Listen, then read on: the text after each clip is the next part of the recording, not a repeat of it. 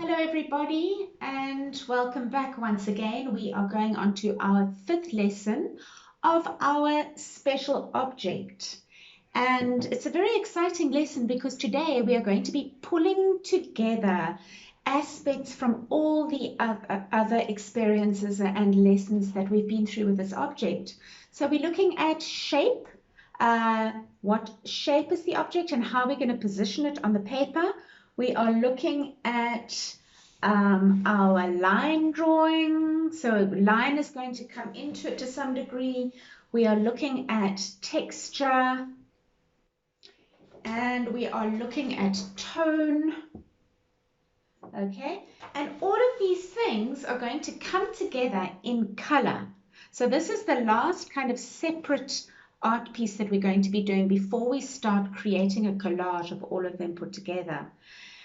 I would like you to gather your object, your pencil, crayons, a good sharpener, and then a piece of paper to press on. And I say this because learners tend to move over their work and they can smudge it with their hands. And so it's a good idea to give them a piece of paper to rest on so that they don't smudge their work. So that's that. And then I'd like you to encourage the learners to create just a fun little exercise where they create a line on a piece of paper, a continuous line.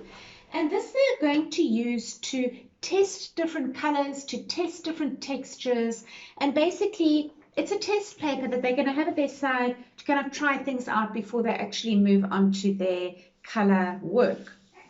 What I do want to mention is that the colored pencil crayons, we're going to look at the main colors that the object consists of, but also those colors are going to be stretched. So we're looking at monochromatic colors and related colors, okay? And for example, here I've got my shoe, but I'm going to look at darker blues, lighter blues, greeny blues, turquoises.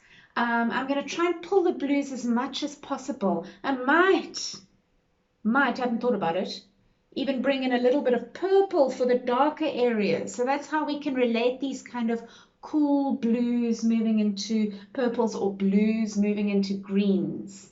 And of course, I'm going to bring in different greeny colors and different beiges and browns.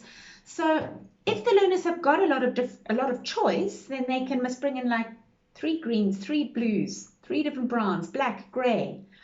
If they don't have a lot of choice, they can bring in a lot of excitement through using different textures, through using different intensities, through creating contrast. So keeping in mind that an artwork can be made with 2 colors. Okay, they mustn't feel intimidated if they don't have a whole lot of colors. Okay, so there we've got our colors, and of course we're going to be working on an A4 piece of paper once again. You might want it to be white or perhaps cream.